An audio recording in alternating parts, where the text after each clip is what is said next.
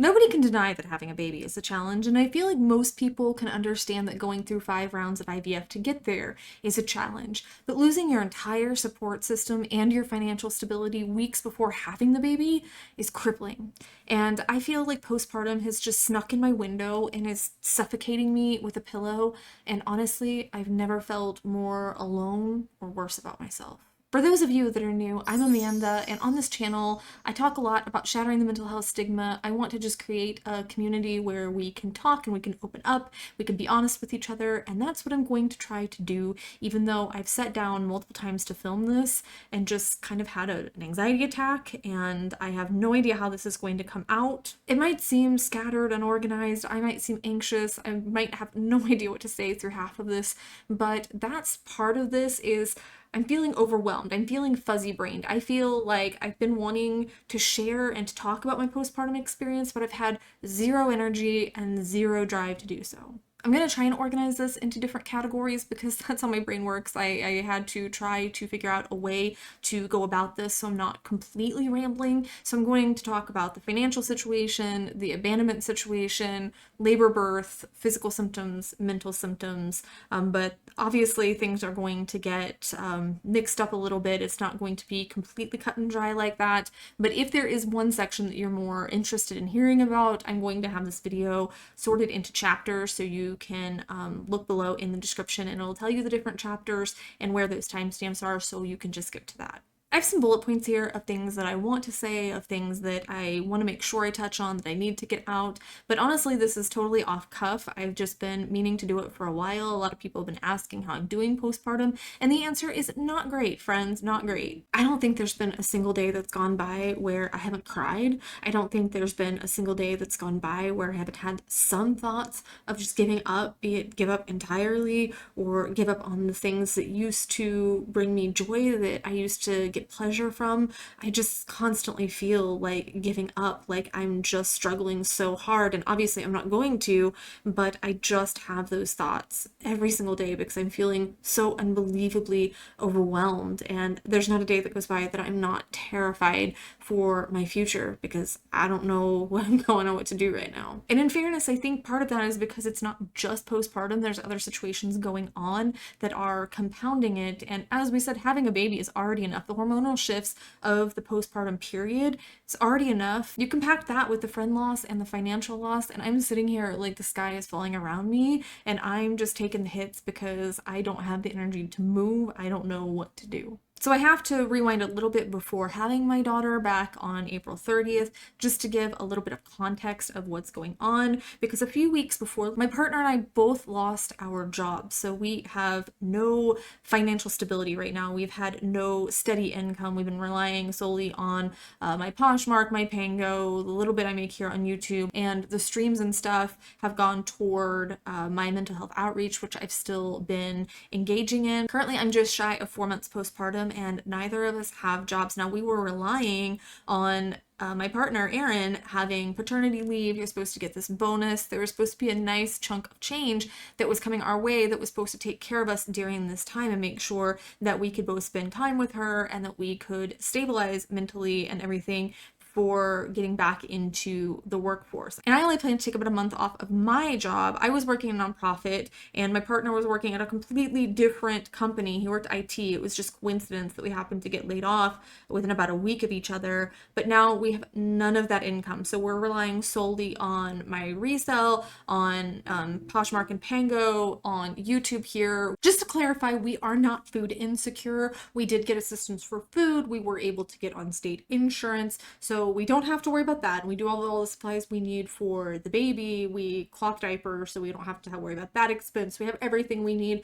for the baby. It's when it comes to other expenses like rent and utilities and things like that that we haven't been able to get any assistance for, and we have not been able to claim unemployment, varying reasons for our different jobs, but we have not been able to get unemployment either. And it's been a real struggle to try to figure that out and to cut all the extras. You know, that's fine. We'd already cut back pretty severely, but at this point, like, we have no extras. There's no eating out. There's no clothes, even though most of my clothes aren't fitting me right now. And I feel like I bounced back pretty well, but my clothes are just very tight in certain areas, or they don't accommodate breast pumping, or whatever the case is.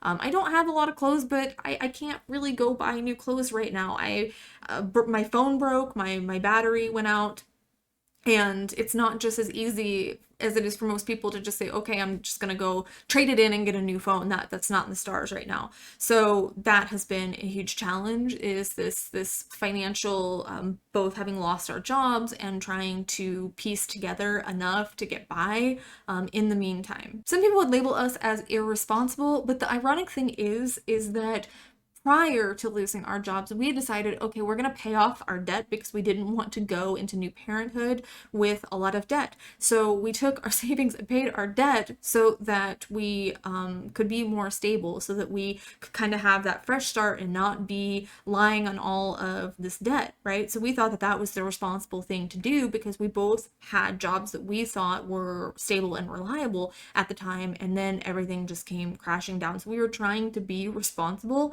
and then everything came crashing down. And I think another thing that I really struggle with is when you try to talk to people about this, they will tell you, well, you just need to buck up, he just needs to man up, all of these really toxic things, not understanding what it is that's actually going on, what it is we're both going through. And I'm going to share my part of what I've been going through physically and mentally to hopefully give some level of understanding, to hopefully have some level of empathy when it comes to this, because it has been so unbelievably difficult. Like, I knew that having a baby would be difficult, guys. I didn't think that was going to be easy, but I thought it was going to be a different kind of challenging. But there's all these other things that got layered on with it that's making it, frankly, almost unmanageable. If that wasn't bad enough, both of us losing our jobs and being in total financial ruin at this point, this season also came with a lot of abandonment from people close to us. A lot of friendships, a lot of relationships had to be ended, and it's really been weighing very heavily. And I'm going to touch on those. I'm not going to name any names or anything, but I'm going to touch on these and what happened, because it has been a huge part of this process, and it's been very difficult, very painful for me. I think that any one of these would have been difficult regardless, even if I hadn't had the baby. But now I'm having to grieve and cope with this on top of everything else, and it's made things very challenging. So I'm just going to go through these different individuals that I've lost during this time, because it's really thrown a monkey wrench into the whole situation, and it has had an immense impact on my mental health and on how I'm handling this and how I'm coping during postpartum. This is really difficult for me because I don't know who's going to watch this video. I don't know if this could possibly start some kind of drama, if this could upset people, if this could offend people. And that's why, like I said, I'm not going to mention names. Unfortunately, there are a couple that I have to express the relationship in order to explain what's going on. So obviously, anybody who is watching this who knows those people is going to know who I'm talking about. But I have to be honest, and I have to share this, and I have to get it out, because I need support right now. I need to process what's going on. I need maybe some insights. I don't know, because this, ironically, the person that I would usually turn to is one of the people that turned on me during this time. And, I have to say, I didn't see it coming. It's like the saw twist that I didn't see coming. So I'm going to start off with a difficult one. And I want to say also before this that I'm not trying to say anything nasty about any of these people. I get that people have their own lives, all right? I get people have their own lives, their own struggles, their own experiences, and I don't expect everyone to, bow down and kiss my butt or treat me like royalty or anything because I'm pregnant. But damn, I didn't expect this. Damn, I didn't expect everyone to just toss me aside. And I feel extremely abandoned. I feel like I really did. I'm just gonna say it. I really wanted this time to be about me. I'd fought really hard through 5 rounds of IVF, and I just thought, you know what? I'm going to get to relax during this time when I was pregnant, and I'm going to get to just enjoy this and celebrate this with other people. And it didn't turn out like that at all. So first off is my partner's parents. they are good people. They really are. But there is a big difference in belief, as they are individuals of faith and we are not. And I didn't think that that would affect things as much as it has, but I suspect that that's where a lot of the disconnect is coming from, because not only was there not really any, in my perspective, emotional reaction to our initial announcement of me being pregnant, and I think that that ties a lot into their faith, but also despite the fact that I literally begged for support. I'm not exaggerating, because I don't have my parents, and I really thought that they would step up, because they seem like the type of people that would really step up during this time. They really just didn't. Not during my pregnancy, and not really during postpartum. Now, they did come down here after I initially expressed that I was really struggling, and they wanted to make things right, which was great. That was such an amazing gesture, because they live in Utah and we live in Arizona, all right? So it was an amazing gesture. But then things went right back to the way they were. So then when they came down to meet her, I again expressed, hey, I'm really needing support. Okay, you weren't there during the pregnancy, but we really need support now. I need emotional support. I'm struggling with postpartum really bad. And my partner lost a sister. So they lost a daughter to postpartum depression through unaliving. So I thought, man, there's no way that they're not going to understand this. Again, this big conversation happened. I literally fell apart. I don't want to say literally all the time, but I have to say it here because I don't want it to be interpreted as this is just fluffy language. I literally fell apart on the kitchen floor. I was sobbing. I was screaming. I was having a full-blown mental breakdown and begging them just to be there, because I said, my parents aren't here. My friends have abandoned me. I'm scared. I'm alone. I'm overwhelmed. I don't know what to do. And again, it's, we're so sorry. We're going to be there. And then things go back exactly to the after having a mental breakdown. And I will touch again on this in the mental health part of this, but like I said, it's gonna be kind of mixed up. There was a time where I put my hands on the kitchen counter, and my partner came over to try and talk to me, and he was saying, come on, let's go sit down. And I said, if I move my hands from the counter right now, I'm not gonna be safe. I'm not gonna be okay. I'm not gonna make it. That's how upset I was through this whole situation, because of the way I was being treated, because of the things that were going on in my brain because of postpartum. I was gripping the counter because I knew that if I lifted my hands, I was going to hurt myself. So there's a big one. And a reason that I have really hesitated to make this video is because I know there's going to be people that are extremely judgmental, that are going to say, like I said before, you just need to buck up, or you're being entitled, you're being selfish, you're expecting too much of people. And maybe that's true, but that doesn't change my experience. Maybe I am being entitled, maybe I am being selfish and expecting too much of people, but that doesn't change my needs. And I did what we're always told to do. I reached out for help. I reached out for help from his parents and my friends, and every single one of them not only shot me down, but pretty much kicked me while I was down. And it was really heartbreaking, because this was the only opportunity I had to have any parental energy during this time. Now comes my best friend, which I'm just going to refer to her as my sister from here on out, because that was the kind of relationship we had. For 27 years, I don't think there was a week that went by that we did not talk to each other. We talked to each other frequently on the phone. I even wrote letters back in the day when I moved away, because she lives back home where I grew up in Missouri.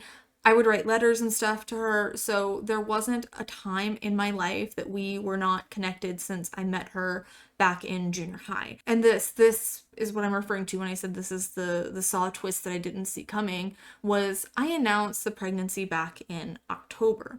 And I had told my close friends, I need you guys to be at my baby shower. At the time, we were perfectly fine paying if that's not what needed to happen. We were perfectly fine giving them money if they had to take off work or something. We were really trying to be as accommodating as possible and make plans in advance. But just from everything I went through with IVF and the miscarriages and everything, I really needed that friend support, and I really wanted my friends to be there with me at the baby shower. And I know that's kind of arbitrary, but it was in my mind that I kept holding on to that visual. I kept holding on to that moment, and I finally got it. It finally arrived. I didn't even think I was going to get a baby shower, by the way, because I don't have friends here, and I didn't think that anyone was going to step up to do that. So when I found out that I was getting it, I'm like, okay, this is what I latched onto. I said, this is the moment.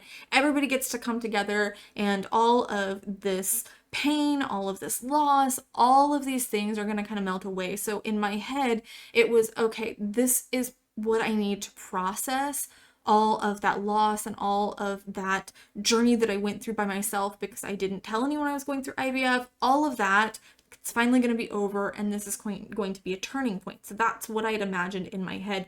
That's what this was to me in my head. So in October, I announced the pregnancy to some of my friends and the sister and his parents, my partner's parents, before announcing it publicly here on the channel and stuff. And I remember when we got the call that the IVF round had worked and that I was pregnant, that my very first thought was, how am I going to tell the sister? I wanted that to be special. How am I going to tell my sister? Because I want this to be special. I want her to celebrate with me. We've been through so much, and I just wanted this one moment where we could be, yeah, things worked out. You know, things are going good finally. It's not we're calling each other because of a bunch of trauma and nonsense and chaos. It's calling to celebrate, and I was so attached to that. It was just such a powerful thing that I got very excited about. That was the one thing that I got really, really excited about, was how am I going to tell my sister?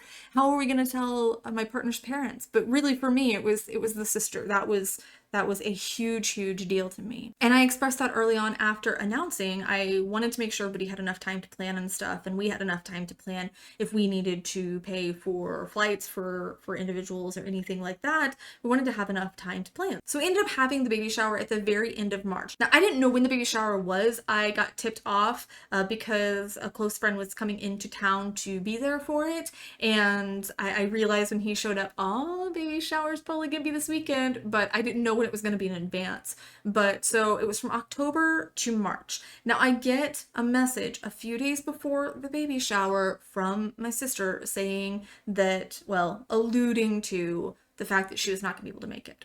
And I just, no, I will do anything. We'll figure this out. Please tell me you're willing to figure this out. And she just seemed very unwilling to really try to be there. And I feel that the reason that was given was an excuse, and it really hurt my feelings. I know that she was also going through some things, but I'd given her so much advance, and there was no family emergency or anything, just to be clear, but I'd given her so much advance, and this last minute excuse just really crushed me, because I realized in that moment that she meant everything to me, and I felt like I meant nothing to her. That despite being pregnant, I was in my third trimester. I was actually high risk because of the IVF and because I'd had the subchorionic bleeding early on. Despite that, when she had told me that she was struggling with her mental health in the beginning of my third trimester, my immediate knee-jerk response is, do I need to come home? Do I need to figure this out? Do I need to come there and help you through this? That's my immediate response. It isn't anything about me. It's, I will figure it out. I'll figure out my family. I'll figure out finances. I will figure things out. You know, so my response is to try and figure out a solution, and I feel like her response was to just not show up again. And so I called her, you know, having hope that I could get through, that we could solve something, that she'd see how much this really meant, because I assumed maybe she just didn't know, maybe I wasn't clear enough about what this really meant. So I felt like if I could explain it, if I could get through, if I could communicate with her and use that healthy communication, that we could work something out. So I video called her because I wanted her to see my emotion, see my face, not just hear my voice, although I'm sure my emotion was showing my voice. And for 4 hours, I begged, and I tried to get her to listen to reason. I tried to work things out. I tried to hear her concerns and work them out with her. And at the end, she just refused to work with me, to be there. And I just felt so betrayed. And again, maybe you guys are going to think I'm entitled. Maybe you guys are going to think I'm crazy, and that's fine. But is it really so bad that I wanted the only person that still felt like family to me to be there? for me during this time. Obviously, I have Aaron and I have Bryson and now I have Aurora, but I don't have my parents. I don't have biological siblings. I didn't stay close with any other family. I had falling outs with most of my family, or they just didn't really want relationships with me as I got older. Am I vile that this hurt so deeply to be dismissed so flippantly? This really broke me in a way that I can't express. I can speak two languages and I can't find the words for how I feel. Betrayed is the best I can go with. Just because I feel like my best friend wasn't honest with me and flaked out at a time where I really needed someone, because this wasn't just a baby shower, this was a healing moment for me, and a moment where I was supposed to finally be able to celebrate after all this loss, all of this grief, all of these things that happened. I finally just wanted a moment to celebrate, and I wanted my best friend, I wanted my sister to be there. I just couldn't get through.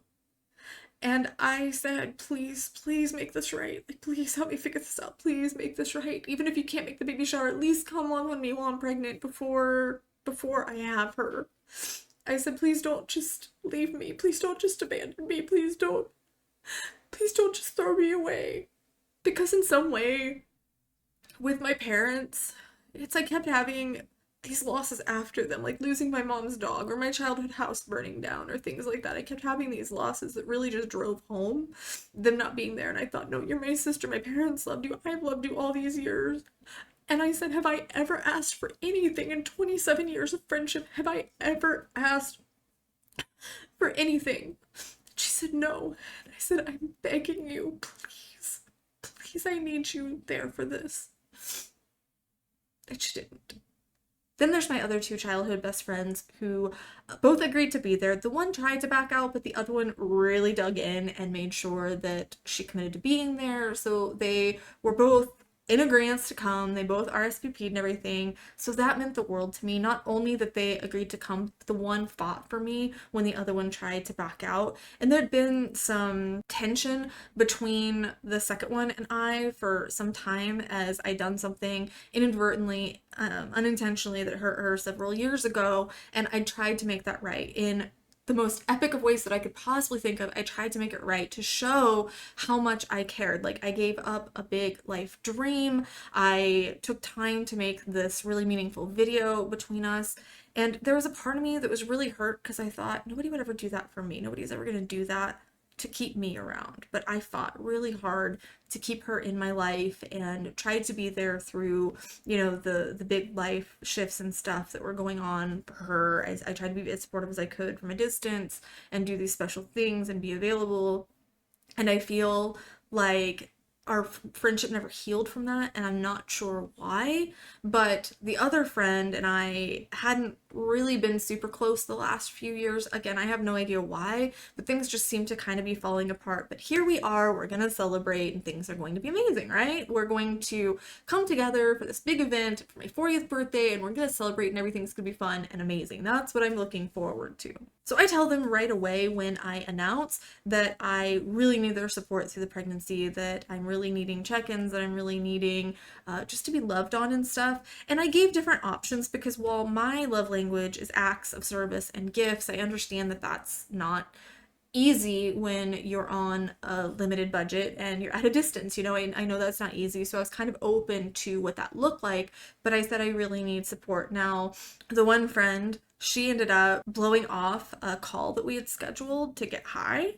And then we never rescheduled. So this was in October, and then we never rescheduled this call. I kept trying to reach out. We never rescheduled the call, which was really hurtful. And I barely heard from her through this whole time. So we're just going to call this friend one. And then friend two was the one that there had been some tension and stuff with. And I had done these kind of grandiose gestures to try to make things right. And so friend one blew me off. Friend two got really defensive when I tried to say that I needed support. And I imagine that you guys can relate to that, because I hear a lot in the comments if I tried to share where I was at or what I needed and someone attacked me or weaponized my emotions or whatever the case was. They acted in an aggressive way or they acted in a way that just wasn't conducive to what I needed in that time. Well, this was full-on aggression. It was really abrasive.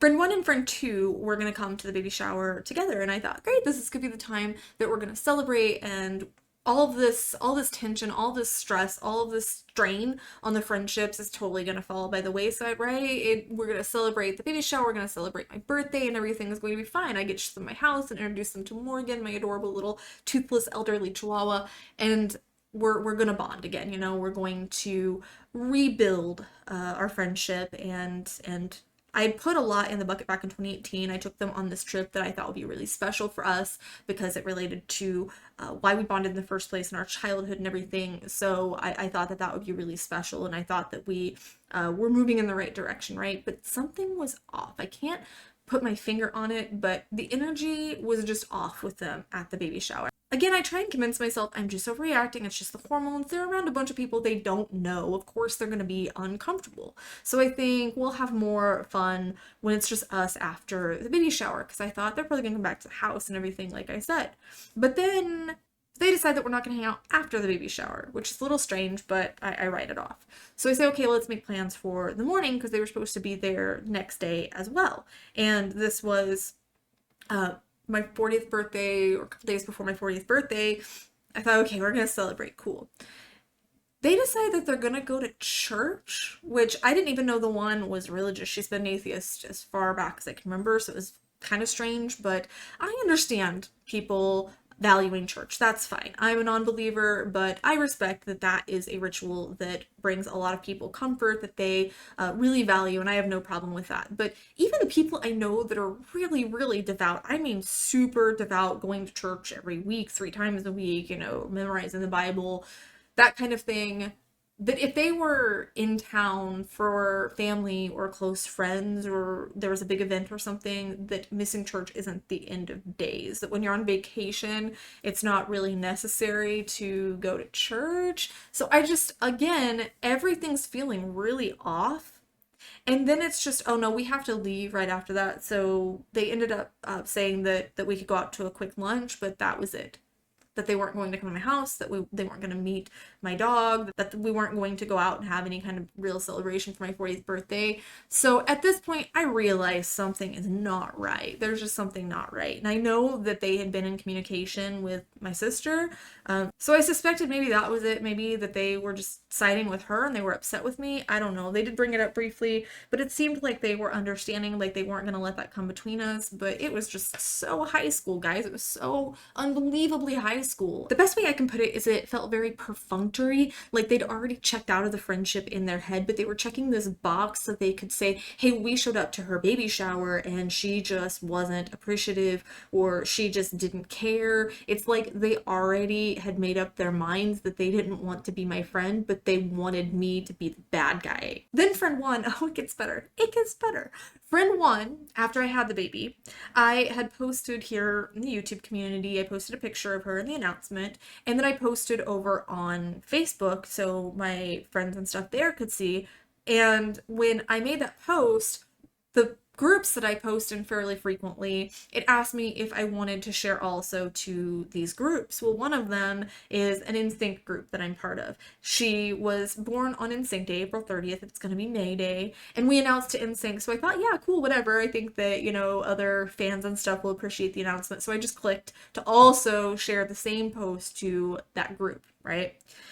I get a message. I kid you not. I can't make this up. I get a message, I don't know if it was 24 or 48 hours after having her, where friend one just tore me to shreds. Like, don't ever invite me to anything ever again, because you couldn't even be bothered to message me personally when she was born, when I brought your child gifts and I came to your baby shower and everything. And I am just in shock. Because first and foremost, do you honestly think I'm just gonna message a bunch of people personally after I have her, or call people personally after I have her, when it was a very long labor? There was no question of how was the labor, or are you okay, or anything like that. And I did have a very long labor, which I'll get to, but it was just, nope, I came to this, don't ever invite me to anything ever again, because you didn't show me the proper respect and appreciation. Again, this is the friend who blew me off when I'd said explicitly that I needed mental health support, I needed emotional support from my best friend, blew me off to smoke marijuana, okay? And somehow she thinks that she's entitled to get a personal message when I have the baby. Now, again, I appreciate that she showed up. I had sent personal handwritten thank you notes for the gifts and stuff, so it's not like I was being unappreciative or ungrateful. I'd sent these notes and I'd personally expressed gratitude to her for showing up. So it's not like there was no gratitude expressed for those things. I'm very big on handwritten personal notes. I actually got several messages from people saying, wow, those are the best thank you notes I've ever received. They weren't generic, they were very personal. And friend two, I guess, just kind of went with her. She was already feeling strained in the friendship, I know, and I think she just kind of went along with her because she also faded into the shadows. So my three biggest support systems, really the support system I thought I was going to have for my partner's parents, and then my three biggest support systems crumbled. Oh, but the plot thickens. This isn't it. This isn't the end of this section, as you can tell by the little bar here. Not done. So I was still friends with my ex-husband. We still went out to dinner. We'd still hang out. He still got to see my son. There was some bad blood, but we were able to work through it, and we were able to still be friends despite the bad decisions that I'd made and the ways that I'd hurt him, the ways he'd hurt me. We'd worked past that and felt like we were better friends. Now, I have to admit that I did not believe that he was the most emotionally healthy person on the face of the planet. That's an understatement. But I also had done some pretty toxic things, some pretty hurtful things. So I kept telling myself, you know, you're both to blame. There's faults on both sides, but so long as you can be friends, it doesn't really matter what happened during the marriage and relationship. You're going to work past that and you're going to build a friendship because of, again, the value that he brought to my life, my son's life, and the value that I felt like I could bring to his. One day I had picked up my son from school, and we use this as an opportunity to talk, and sometimes we'll even drive around a little bit extra if he needs more time, but it's a time to talk about what's going on at school, if there's any issues he's having. Like, there was one time where he was being bullied and he brought that up to me, and he just needed to drive around, listen to some music, cry, get some comfort, get it out. You know, he'd held it in all day, and this was an opportunity for us to bond and connect and talk. And out of absolutely nowhere, he brings up that he is scared to be around my ex. He's scared to go to my ex's house, and all the warning bells start going off, all the red flags. Like, it's a matador with a bull. Okay, I'm seeing all the red flags all at once, and I immediately went into mama wolf mode and became very concerned. But he was an emotionally heightened place at that moment, so I thought, okay, I'm going to let him come down a little bit and then bring this up again later after he's had time to process. So I said, you know, I hear you, and that's really concerning, but let's talk about that later tonight, just so I could give him a chance that if he was trying to dodge what we were talking about, because I think it was homework or something, I don't remember, but it felt like he was trying to dodge what we were talking about. So I thought, okay, we're going to bring this up later tonight again. So later that night in his room, he breaks down and I mean is sobbing, saying that he's scared of my ex and that he doesn't feel comfortable around him, which this is the most concerning thing that I can hear as a parent. But I want to give my ex the opportunity to respond and to explain what's going on, because maybe there was some kind of misunderstanding and maybe we can get everybody together in the same room and have a conversation about it. That was what I expected would happen. So I text the ex and he immediately flies off the handle. Like, I'm tired of his fucking manipulation. I'm tired of all of his lies and everything, and I do everything for him, and he nearly killed me. And I mean, just seriously, every single toxic thing that could possibly be put into a conversation was put into the next several text messages that he sent me. And I'm thinking, Amanda, you're really upset right now and you're scared for your son. And so I screen capped them and I put the screen caps into ChatGPT, and I put in a very specific way, so I wasn't trying to make it bias in my favor. I said, are either sides of this conversation toxic? Because I wanted to know, is there something that I can change? Is there something I can say to make this better, to communicate in a more healthy way with him? And ChatGPT made this beautiful little graph that said, here's the things that this person is doing that could be toxic, and no, you're communicating just fine.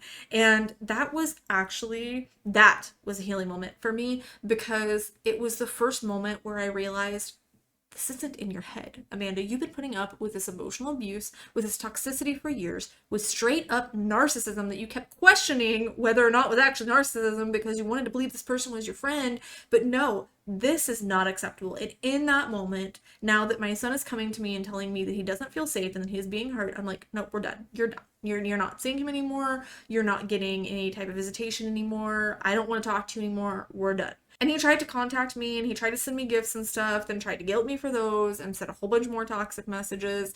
But eventually I managed to get free. But there's a part of me, obviously, that's still really hurting because this was my friend and I wanted to share this time with this friend as well and, have my friend meet my baby and have that support and stuff during this time because he had offered support that nobody else had offered to step up with. So now there's processing this loss that I hadn't really processed when we divorced because he was still in my life, but also processing the fact that I'm feeling betrayed, I'm feeling scared for my son, I'm feeling very upset and confused because I felt like I tried to use my skills and they were used against me, which is something that narcissists do, by the way. They always make you feel like it's your fault and like you're doing everything wrong, even when outside evidence says otherwise. But it was just another big freaking loss and abandonment during this time. And I process all this as abandonment, even though with the sister, it was kind of a mutual thing where we had a falling apart, but I never wanted it to be that way. I was begging, like, please, let's fix this, let's work this out. And with the ex, even though I had to end it, it still felt like abandonment because you betrayed my trust and you betrayed my family during a time where I really needed you. And you abandoned me emotionally when I was trying to work things out. And so maybe abandonment isn't the appropriate term, but it's how my brain is processing it. It's how I am processing it. So I'm going to continue saying that because it's how it feels for me. I don't want to be all doom and gloom in this. I do want to say before I move on to the labor and birth part that I have had several people in my life that have really honestly kept me here. One, he has stepped up as a godfather to Aurora. He's always been there for Bryson almost his whole life.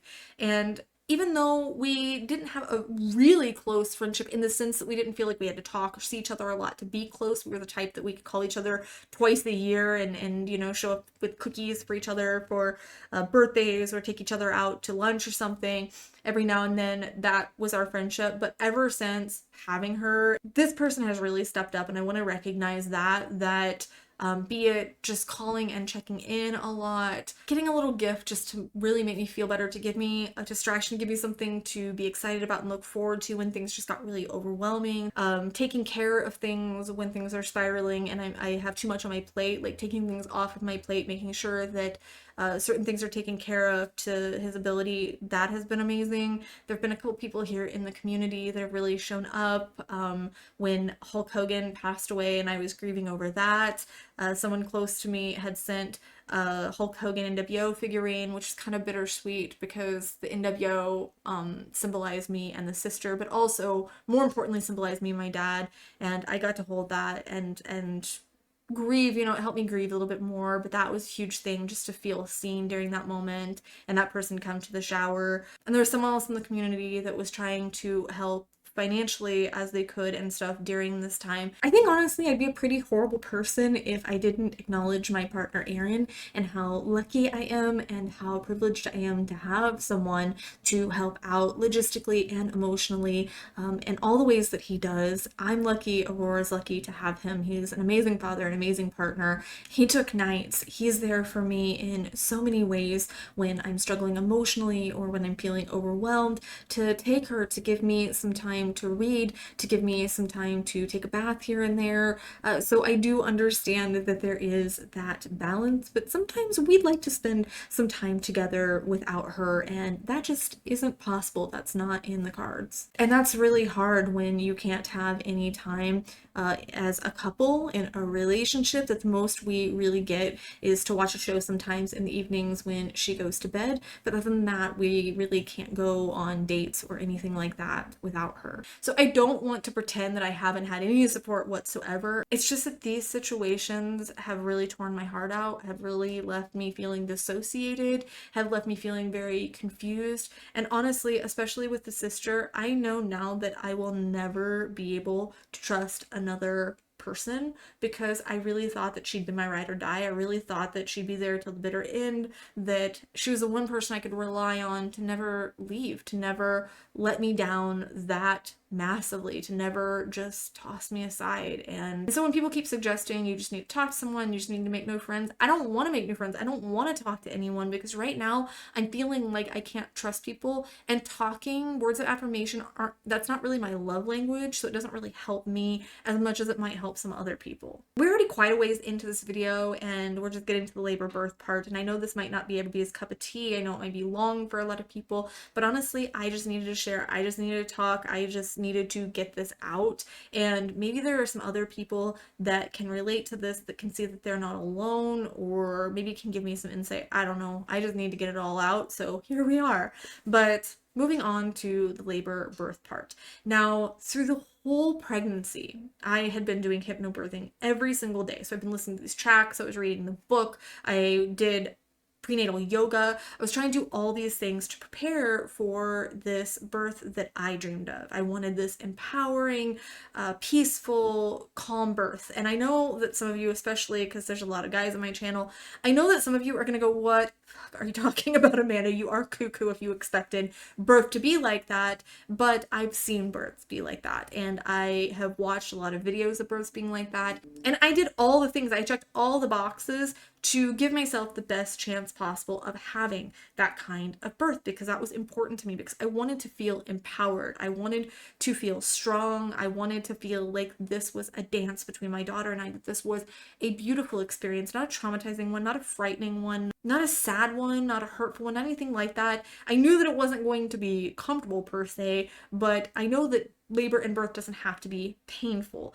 So I wanted to lean into that, and I had spent a lot of time and effort and money and energy trying to bring that into fruition, trying to make that this reality. Well, it was not that. It was not that by any stretch of the imagination. It actually turned out to be incredibly traumatic. First of all, I had had 2 hours sleep when I woke up, and it was probably 2 in the morning or so, and I was feeling really strong. At the time, I had to call them surges, because in hypnobirthing, the languaging is very important, because contraction just sounds more painful and surge sounds more peaceful. So they're very big on the verbiage you use, because that can very subtly get ingrained in your head and can implant images. So think about how certain words can evoke certain images for people. A lot of it is about visualizing and about speaking in a way that will give you the best possible chance of having that experience, because it's retraining your brain, right? It's training your brain to understand that birth doesn't have to be painful. Anyway, I'm on 2 hours of sleep. It's 2 in the morning. I feel things are kind of warming up, and it doesn't feel like a practice surge or contraction. So I decided at first that I'm going to lay there, I'm going to breathe, I'm going to see if it subsides. It doesn't seem to be subsiding. I get up, I go to the bathroom. I notice that they're getting a little tiny bit stronger. I'm very in tune with my body, so I can notice subtle changes. So I yell for Aaron, and he comes upstairs, and we call the doula, and she says, well, when it gets to the point that you're having trouble breathing, that you're having trouble talking to each other, that's the point when I should come over, unless you want me to come over earlier. After a few hours, they do taper off, but now we're into the morning, so I know I'm not gonna be able to go back to sleep, but I figure, okay, I'll just get some things done, so that way I feel like I'm being productive. I had some Poshmark orders to ship, some Pango orders to ship, so I figured, okay, I'm gonna do that. I'm gonna check some things off my list, so I can really feel prepared. So clearly this is going to happen soon, and I don't want to be thinking about my to-do list. So I figure I'm just going to get some things done and see what direction things are going to go. Then I decide, after I get all these things done, that I'm going to lay down and I'm going to just do some meditation for a while to try to calm my brain, to try to feel more confident, because I'm starting to feel a little bit of anxiety just from the exhaustion, and I figure maybe I'll fall asleep for a little bit and rest, which I don't know why I thought that, because I've never been able to nap, but I was kind of desperate just to get a little bit more sleep. Well, the whole day goes by and I feel absolutely nothing until later that evening, I'd say 7 o'clock or so. They start coming back with a vengeance, and I realize, yep, this is it. This is it. I'm gonna have a baby by morning. So we call the doula, and she comes by, and she's trying to work with me. She's trying to help me get into different positions, suggesting different things for me to move through this. And already my anxiety is starting to escalate, and I'm not entirely sure why, but I'm already feeling anxious, even though I hadn't been feeling particularly anxious about labor and childbirth and everything up until this point. All of a sudden, my anxiety really starts heightening, and I think to myself, well, duh, Amanda, you're exhausted. You already are going into this on 2 hours of sleep from last night, and now we're going into a night where you're probably not going to get any again. One of the big reasons I chose a birthing center as opposed to a hospital is because I wanted to get there as early as possible. I didn't want to have to wait till I was dilated a certain amount or whatever. I wanted to be there and be comfortable and be in the zone when things really started to progress, and that is allowed at a birthing center. So we decide that we're going to go to the birth center. The midwife comes in and checks me, and I think I was dilated to a 1. So already I'm now feeling disappointed because I thought, no, for sure, we're moving right along. Things are moving right along, and it felt like things were getting more intense. So I thought that I would have at least been a 3 or 4, but no, I'm a 1. Nevertheless, she agrees to let me go back to the birth room and get settled in and everything, so that is exactly what we do. And then practically the moment I walked into that room, I sat on the bed and I started bawling. And I looked at Erin and I said, she's really not coming, is she? Referring to my sister, the best friend. She's really not coming, is she? And he immediately realized what I was asking, and he said, no, she's not. And I just cried and cried and cried, and that was the moment that threw my entire labor and birth plan off the tracks. Because I realized, this is it. It's happening. I don't have any more time. She's not just gonna miraculously walk through the door right now. I realized this is it. That I really just got let down in a pretty massive way. I really needed that support. I'd asked for what I needed and was just pretty much don't care, not important. And that kind of became the overall theme of the labor and birth. And so maybe I went into it with this bias. Maybe I went into it with this pain and this anxiety, because what I felt for the rest of the experience was anxiety and fear and confusion and upset and truthfully just delirium in general. But I felt like our doula, who had been absolutely amazing, incredible, we had looked really hard to find the right one, and this one had been so unbelievably amazing. During all these little classes that she had, she really went above and beyond. She was incredible, and she taught us so much. But at the end of the day, the most important thing for a doula to do is to be emotionally available during labor, and I have to say that I just felt like mine really wasn't. She wasn't there in the way that I expected her to be. Multiple times she fell asleep. Multiple times I just saw her over on her phone on a chair in the corner. It's not like she was down with me, like in the trenches during labor, during contractions, during the hard parts. So I just felt kind of let down there as well. So I'm just feeling really alone, really abandoned. My partner's there, and as much as I love him and I feel like he tried his best, he didn't really have the direction he needed to be what I needed during that moment either, because I felt like that was on the doula to give him the cues and stuff to tell him what he could do. So I felt extremely disillusioned by this experience. The midwife was falling asleep on the wall, and to be honest, so there was a rotation of midwives and we didn't know who we were going to get until the actual labor and birth, because they just give you whoever's on call. And I think we honestly got the worst one possible. That she had the personality of stale freaking bread crust. She wasn't encouraging, she wasn't optimistic, she wasn't validating, she was nothing. She just provided absolutely nothing except the very clinical, sterile things that she needed to participate in. Pretty much just the logistics that she was required to do. She did the very bare minimum of her job. I was having panic attacks. I mean, my heart was racing, my chest was on fire. I could not breathe. I was having ideation. I was just saying, I don't want to be here. I don't want to do this. I just want to push a button and make all this go away. And after everything, after all my fighting, after all 5 rounds of IVF where I wanted so desperately to have this experience, this part of the experience that was supposed to be about me, this part of the experience that was supposed to be enjoyable, was stolen from me. So after she's born, it's gonna be all about her. And I thought that just this one little moment in time was supposed to be about me, like the pregnancy and the birth and everything, the labor was supposed to be about me, or at least the relationship between me and her. And I felt like I just kind of got pushed out of it. I felt like I was just forgotten, like I was just nothing. Like I felt like nobody cared about me, like nobody cared what was best for me, nobody cared about what I needed, about what I was feeling, about all of the trauma that I'd gone through to get to this point. It just honestly felt like nobody in the world cared. Like I was all alone. I'd even showed up here on the channel and I tried to celebrate with you guys, and I have to admit that I felt a little let down by that as well.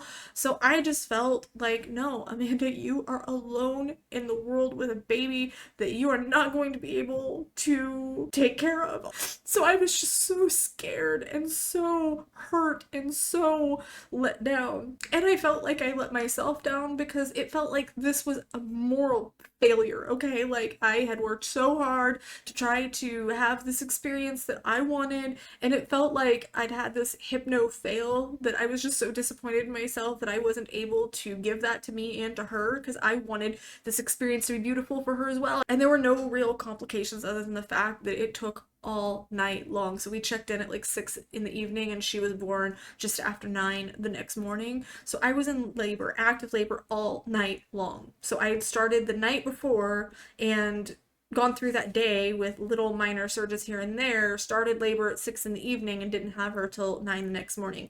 2 hours sleep in like a 2-day period going through labor and having a baby. And it was the most intense, overwhelming experience, but I am just really ashamed of all the things that I felt. I feel really guilty for the way I feel. Don't get me wrong, I was happy. I was rambling in French when I met her because I was so unbelievably happy when I finally got to hold her. And yes, that was a moment of achievement. That was a moment of celebration. Of course it was. Of course it was, after everything that had happened. But it still felt like part of the experience was stolen. It still felt like something was missing, like something was just not right. It didn't feel like the experience was whole. It was supposed to be beautiful through the pregnancy and through labor and through childbirth, and I was supposed to have all the support and be able to celebrate, and it just didn't feel like that. That wasn't the theme, that wasn't the vibe. It didn't feel like that at all. It felt like, okay, even after these 5 rounds of IVF, even after these miscarriages and all this trying and all this pain and the subchorionic bleeding and everything you've gone through, even after all that, I thought that it would end, and then the pregnancy and everything would be the other side of that. I still don't feel like I'm on the other side of that. I still don't feel like I'm on the other side of the struggle and the trauma and the grief and the hurt, and I still feel like I'm stuck in it. I feel like there was never a time where that ended. And again, I understand that having a baby is supposed to bring about its own challenges, but it's not supposed to be crippling, and I don't believe that we're supposed to do it alone. And when I say alone, I mean myself and my partner with no outside help. And I have to say that the physical symptoms after birth and that postpartum phase are actually worse than my pregnancy symptoms, other than the subchorionic bleed at 7 and 9 weeks. My pregnancy was not terribly challenging physically. I was going through really bad insomnia, which was a pretty big challenge. I've been going through it for years. I think the hormones of the IVF must have done something, because I had really been struggling to the point of where there were many nights where I get an hour or 2 of sleep. Toward the end of pregnancy, that added an additional challenge because now you have the physical restriction when you're trying to go to sleep. But other than that, I hadn't had really a whole lot of morning sickness or anything like that. No varicose veins. My feet did swell up. I do want to warn that some of the stuff in the physical section here might get a little bit graphic. So if you get easily queasy, you might want to skip this section. I'll try not to be too graphic like I was during the labor and birth. I didn't want to go into all the gory details. There's a couple things in here that I think might be a little gory for some people, but first of all, I felt like quasi freaking moto because I had this back problem, this lower back problem. Something had happened when I had given birth that messed up my lower back, and I was hunched for several weeks, and it was extremely painful. Now, of course, during the first couple days, I'm trying to lay down and trying to be on the mend as much as possible, so I was trying not to get up and around, but I put a heating pad on my back because it was in pain from pretty much the second she came out, and then it just progressively got worse to the point of when I was up and around after a few days, I was hunched over. I was holding my back. I would put ice or heat on my back all the time because it hurt so unbelievably bad. I could not get around, and this lasted for weeks. Fortunately, I was able to eventually get a chiropractic adjustment that fixed that because it was to the point of where I couldn't function. I couldn't do anything. I couldn't even get up and get around the house. I couldn't go downstairs. I was pretty much incapacitated because of this injury, whatever caused it. And of course, it felt like a Mack truck had driven out of my vagina. So there's that also. And a lot of women swear by peri bottles, and I certainly had one, but I honestly had to have ice packs whenever I had to go to the bathroom. Whenever I had to pee, I had to put an ice pack on there and then wash my hands and wash the ice pack because the peri bottle wasn't enough, and I would scream. It felt like I couldn't even pee because I would just scream. And they did check, several people checked. I did not tear. That wasn't the problem. It was just unbelievably painful to go to the bathroom. The freakiest physical postpartum symptom, though, whether you go to a hospital or a birth center, they'll always give you a list of discharge instructions that if these things happen, you have to call because they could very well be indicative of a medical emergency. And one of those things is if you pass a blood clot bigger than your fist. The first 24 hours actually felt pretty blissful because I was high on all of these neurotransmitters and hormones and stuff that were making me feel good, right? I did not take any drugs, so I was completely drug-free, no epidural, nothing like that for my labor and birth, but I did feel euphoria, and I felt out of it. I felt very disoriented, dissociated, but in a good way, which is rare for me, but in a good way. And that first day, we did have someone who came over and watched her during that night and made us a meal and stuff, so that made things so much easier. Then on day 2, we had the midwife, you know, the stale bread crust lady. She came over to check me out, check the baby out, make sure everything was okay.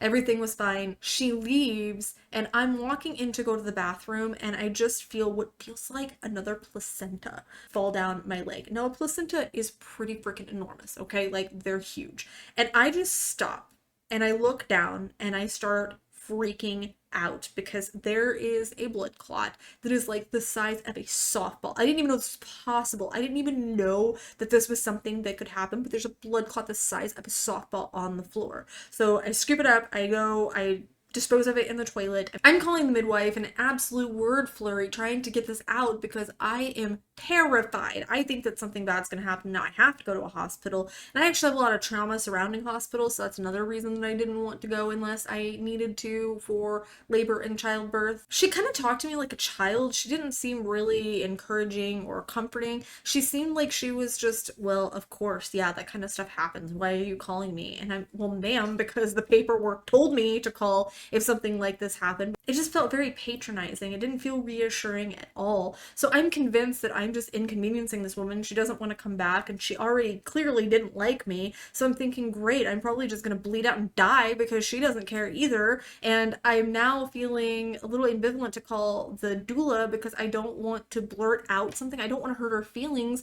because I felt like, again, she did a really good job up until labor and birth, and I didn't want to have that confrontation, and I didn't want to take away from this little moment of bonding that we were having, that me and my partner and the baby were having. So I didn't want to call her, so I'm just going, oh my god, what do I do? What do I do? What do I do? And I mean, obviously everything turned out to be okay, but it was just such a frightening experience but the medical person that I was reaching out to was being really invalidating and talking to me like a child, and that just made me feel even more panicked about this situation. Now, as far as other physical symptoms, I mean, I lost weight pretty quickly, so I pulled on my pre-pregnancy jeans the day after giving birth, and I was able to fasten them and comfortably wear them within about a week and a half. So I know every woman on planet Earth hates me for that, but I feel like also I had more sickness in the time after, and I'm still experiencing it. Sickness and nausea. I'm having more of that now than I did during pregnancy. My hair is also falling out at a much faster rate than just normal shedding, so I feel like I'm losing a lot more hair than I usually would.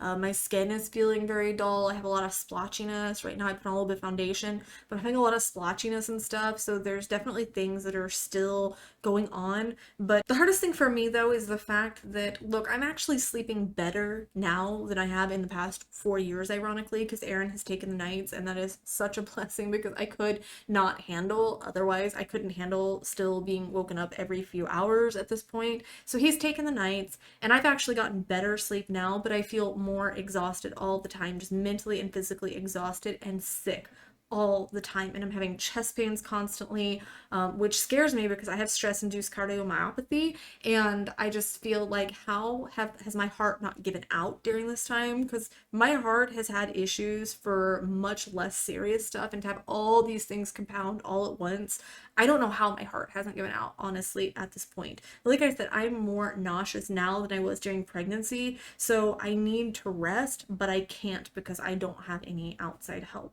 which I feel like is the perfect transition into the mental aspect of this and where I've been mentally during the postpartum time. And I have to be honest that if I wasn't breast pumping, if she wasn't drinking my breast milk, I would have 100% relapsed by now. And I mean, sure, I didn't, and that's a win for me, right?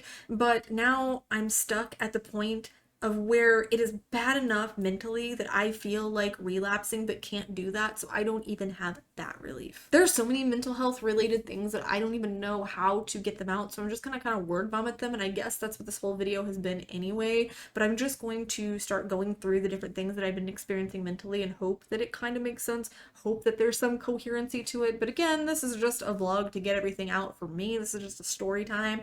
But I think the thing that tops my list when it comes to mental health things as related to the postpartum phase is breastfeeding. And all I can say is nope, nope, nope, absolutely not. No frickin' way. I had a doula, I had a midwife, I had a lactation consultant. All of these people come over and check her latch, check everything, make sure that there wasn't some physical issue with her, but she was just screaming and screaming and screaming, and we were trying to adjust her. I realized within 24 hours that this was going to be an uphill battle, but I was pumping a little bit and taking the syringes and trying to put her on my nipple and get her to latch that way, and she just wasn't latching right, and all of the screaming and everything was sending me to a 10, because I have to be honest that her screaming sends me to a 10 immediately because I'm so wildly overstimulated and I am neurodivergent. So getting overstimulated can cause panic attacks and stuff. And so it's been a real challenge in that realm, just with the screaming and trying to breathe through that and trying to utilize my skills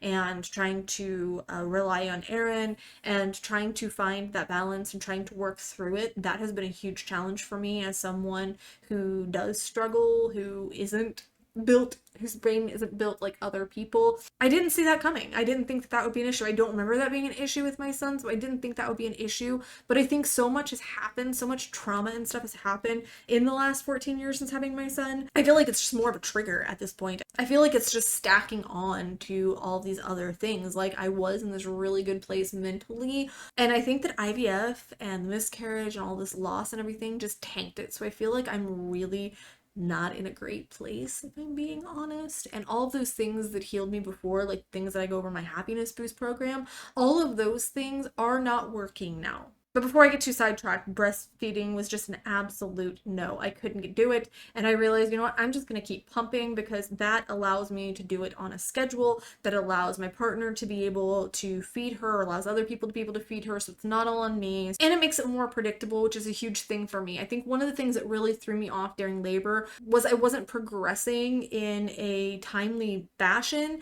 And because I'd have them check me, every few hours, and I hadn't progressed, in my mind, I'm just going, I don't know how long this is gonna go on for. So this could go on for 3 days, or it could be 2 hours. And that not knowing really is a trigger for my anxiety. There was a time when I was flying and they're just, oh, we can't land right now, so we're just gonna circle until we can. And my brain was just nope.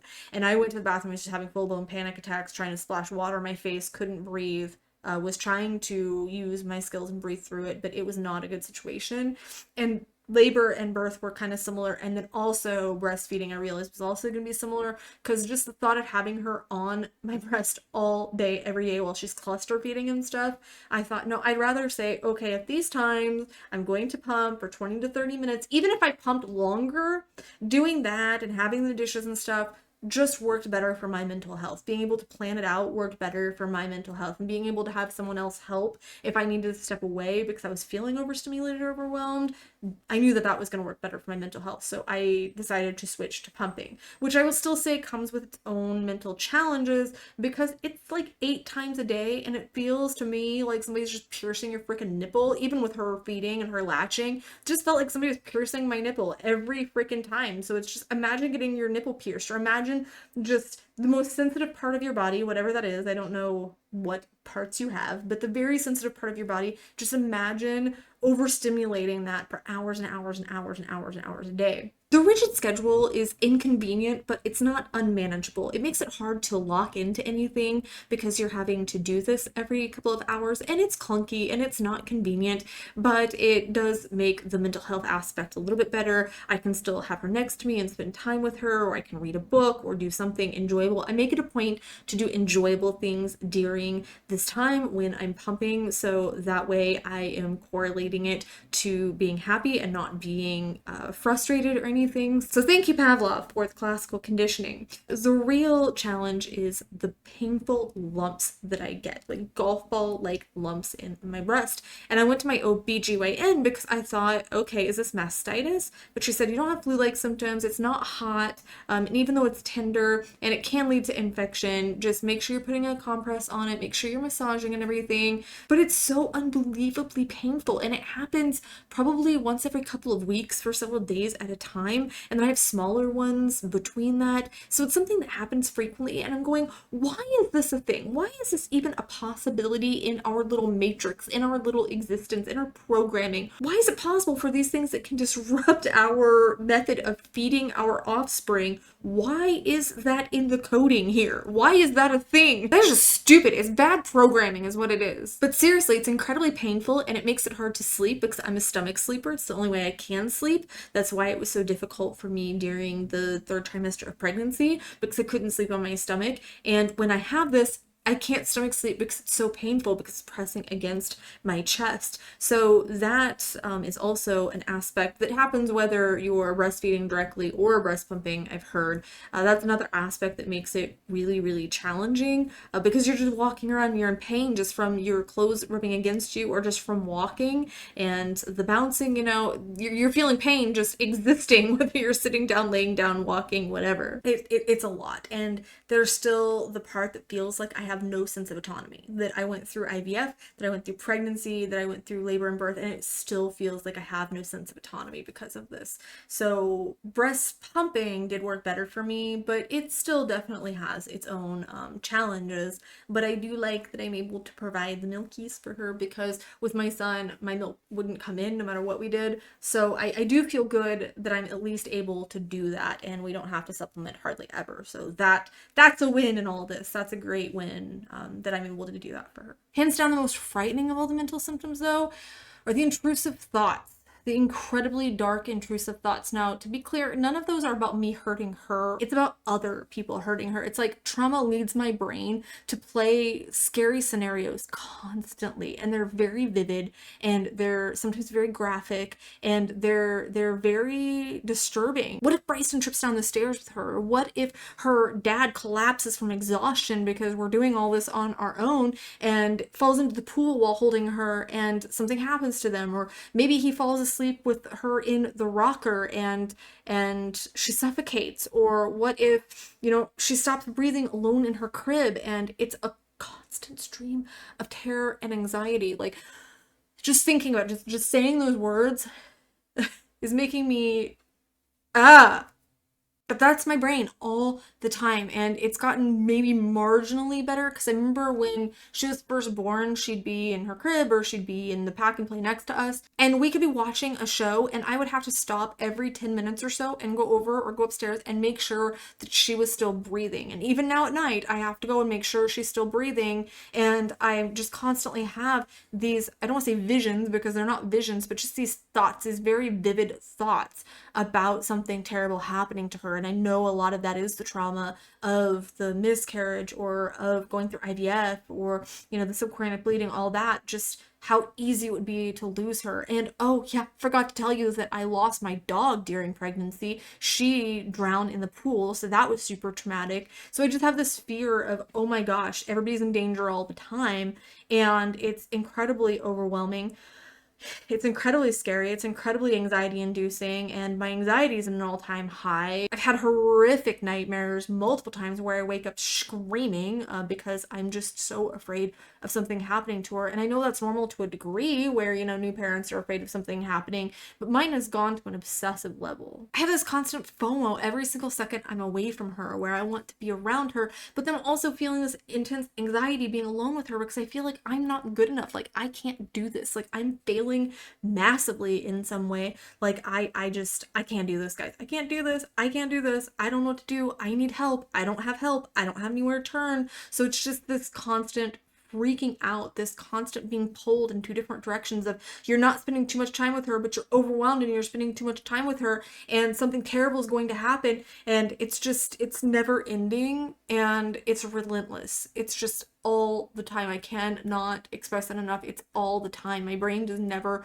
lets up, and my ADHD symptoms are at an all-time high. Like there's 100 tabs open, and I know right now, I know I'm rambling. I know that I ramble on the streams. I know you guys can see that I'm rambling more because I've gotten messages where people have asked me if I relapsed because I'm speaking so fast, because I'm rambling so much. But no, it's just that my ADHD symptoms are at an all-time high because there's a million tabs open, and there've been so many times, like right now, I catch myself where I'm not even finishing a thought before 15 more thoughts are coming up, which makes it very hard to make this video. But there have been times where I was sitting in the car, I'm trying to meditate, I'm trying to breathe, I'm trying to soothe myself, to, stabilize myself, and I literally can't finish a thought without another thought coming up. So there's this excessive rambling, there's constant racing thoughts where I just never have a break in my head, and I never have a break in my life. My memory is unbelievably shot. It's like having the education of a college student while having the cognition of a second grader. My memory is shot. I know I don't sound as intelligent as I used to because I just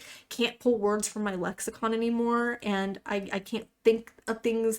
I'm having moments where I wonder if a conversation I had even actually took place. Like I'm questioning my reality. That's where I'm at. I'm legitimately questioning my reality and sitting there trying desperately to tether somehow to reality because I feel like I can't remember things for beans, and I can't even differentiate in a lot of situations what's real and what's not.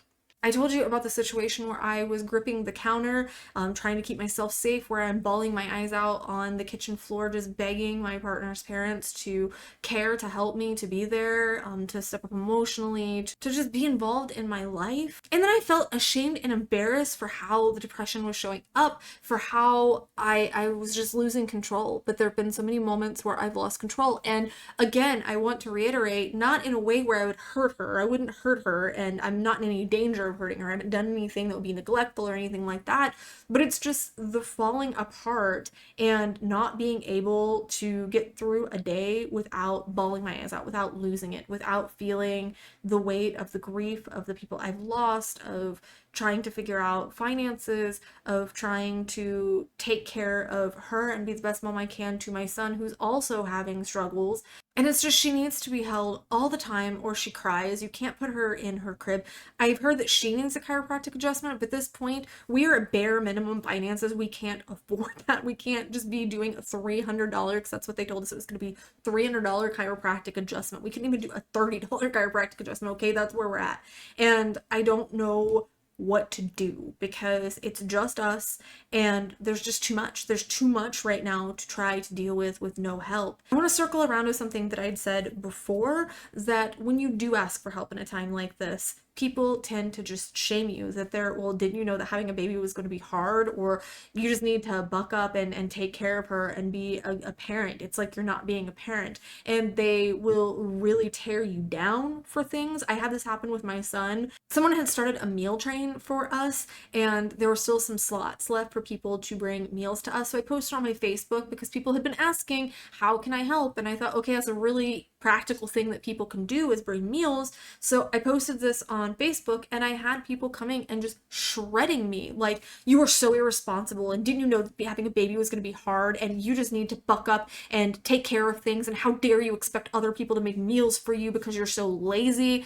I saw it with my son, and I'm seeing it now where people are, well, he just needs to man up, or she's all that matters, and you just need to understand that you're not the focus here anymore. People literally saying my mental health, my partner's mental health are irrelevant because we just need to be present for her. As if we're not doing that, as if we're not being present for her, providing for her, loving her, doing everything we can. People are just saying, well, as long as that's taken care of, your mental health doesn't matter at all. Screw both of you, figure it out. Both of you need to get full-time jobs. Who knows how you're supposed to do that? And that's something that's really frustrating me, is how am I supposed to be a full-time mom and also have a job, and him also have a job, or me be a full-time mom and him have a full-time job, when my physical and mental health are in freaking shambles and we have no help? Please explain that to me. Please explain to me how we are supposed to do that. How are we supposed to transition back into that? I don't understand what people are thinking, but it is unbelievably frustrating to me as someone who's sitting here trying to shatter the mental health stigma, encourage people to talk about it. And then I hear people being assholes about me asking for help and saying, figure it out. Well, my dude, that's what I'm trying to do, is figure it out. And I'm asking for help because I do not have whatever it takes to take care of it in that moment. And yes, I know what having a baby entails. We both knew what having a baby entailed, but we did not expect our support systems to all disintegrate. We did not expect to both lose our jobs weeks before having the baby. We had made plans, and the universe basically just spit on those plans, laughed at those plans, and we're trying to pick up the pieces the best we can to get back to stasis, to get back to stability. So we are trying. It's not like we're sitting there saying, everybody give us money, everybody just take care of us, everybody just feel sorry for us. None of us are saying that. We're not neglecting her or Bryson. As a matter of fact, we are putting them first, but we have needs too, mentally and logistically. And right now, I have to say, I'm drowning. I am absolutely drowning. My partner is drowning. I have no idea what the next step is in any realm. It feels like the ultimate cruelty that I went through hell for her to get here, for so much to freaking fall apart. Again, I love my daughter. I just love being able to say the words, my daughter. I love her more than anything, but the weight is heavy. And I feel like I feel out of shape. I feel like there's this weight and I'm just too out of shape to lift it. I am being proactive in trying to do things. I went to my OBGYN and had them put me on bioidentical progesterone, and that caused me to be really tired, where I'd have to lay down for several hours afterwards, which caused its own problems, but that didn't really help in the long run. I got put on propranolol, which is an off-label blood pressure medication that's supposed to help with anxiety, because I can't take antidepressants and anti-anxiety meds. Doesn't matter the dose, doesn't matter the brand. They all cause horrific side effects. But I did have a doctor that suggested propranolol, and I have tried that. I've been on it for a couple months now. Nothing there. I'm in therapy with a postpartum specialist right now. I am going through TMS, which is transcranial magnetic stimulation, where they use magnets on your brain to try to help with depression and anxiety. And I'm toward the end of that. It's a 6-week process. So 5 days a week. It's not close to here. So it's like a 2-hour process to drive there, get it done, and come back. So I'm trying even there to fight for my own mental health when it's just not helping. And I have been told that it might not help until the very end or until afterward even, but I'm not feeling anything yet. And I'm feeling very discouraged because I don't know what to do after that. The things that helped me get out of the darkness aren't helping. I'm journaling. I'm paying attention to my nutrition. I'm trying to be active, even if it's just going on walks, even if it's quick workouts during the dog drop-ins that I do, stuff like that. I'm trying breath work and meditation. I have been reading fiction at night when I have to get up and pump and stuff. I've just been reading fiction just to try to have some level of self-care, try to have some level of enjoyment. I've been watching Dexter Resurrection, things like that.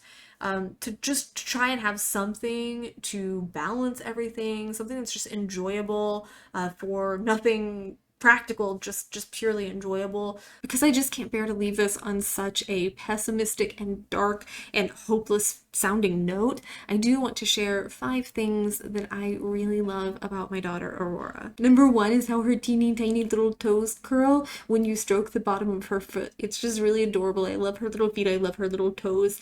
So just watching that is really cute. So sometimes I'll just sit there and tickle the bottom of her foot just to get her to do that. Number 2 is her pretty blue ocean eyes. She has the big goo goo eyes that I low-key always dreamed of to have on a little girl, and I really just think her eyes are something you can get lost in. That's cliche to say about a lover. Most people don't say it about their babies, but I'm saying it about my baby. Number 3 is she has this little pink butterfly, and it makes crinkly sounds, and it's the first toy that she's really gotten attached to in any way, or that she's really engaged with or shown interest in. So I love to hear the little crinkly sounds, usually in the back seat of the car because I attach it to her car seat, and you'll just hear the little crinkly sounds, and I'll stop music just to hear that because it really makes me smile. Number 4 is when she falls asleep in my arms, because it just means that she trusts me, and it feels like we can have that bond again of being close and being together like when she was inside me. Number 5 is when I'm holding her up here on my shoulder and she puts her little arms around me, and it's like she's giving me a hug and like she's sharing her love and her energy with me.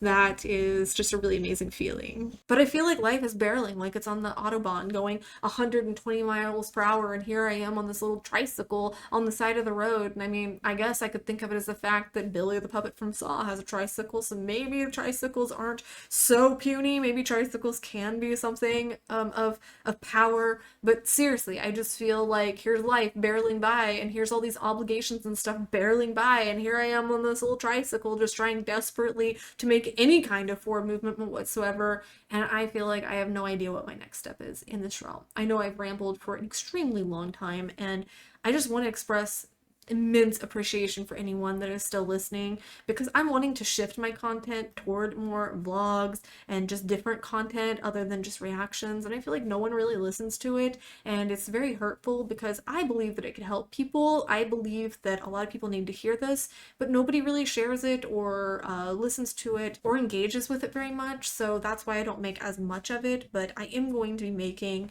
some content that I want to make here in the coming weeks, so you might see fewer reactions. I'm still wanting to do them, just not as many, so you might see fewer. But I just need to get all this off my chest, and I'm trying to lead by example in sharing my mental health story. So when I encourage you guys to do so, I'm not being a hypocrite. So good, bad, and crazy, make sure you're sharing your stories here in the comments. That is how we shatter the mental health stigma, is by talking about it, and that's exactly what I'm trying to do here, is shatter the stigma, get it out myself, give you guys the space to open up. I know there's a lot of people out there that have struggled with postpartum, and I just wanted to be transparent about my experience. It has not been pleasant. I'm not in a good place. I don't know what I'm gonna do, but I'm here and I'm showing up, and sometimes that's all we can do. It would really mean a lot to me if you guys would give this video a thumbs up and share it, because there could be a lot of people that need to see something like this. Keep the conversation going in the comments below, whether it's your own experience with postpartum, whether you've had a partner that's gone through it, or a sister or something that's gone through it. And I'll be down below answering questions that you have about this, and hopefully I'll be able to come back soon and give some insight on what has helped me, what has moved me in the right direction. Hopefully I'm able to give something a little bit more hopeful. I try to make my content optimistic and hopeful and give people insights and say, hey, this is how I got through this stuff. But you know what? Sometimes stuff is just rough, and sometimes stuff is just hard, and I don't have the answers either. And right now, I don't have the answers. Maybe having this conversation with you guys will have some stuff to offer in the comments below, or you can email me. That's in the description. But I love you guys. Thank you for listening to me ramble all this time. I appreciate it more than you know, and I'll see you real soon. Mwah.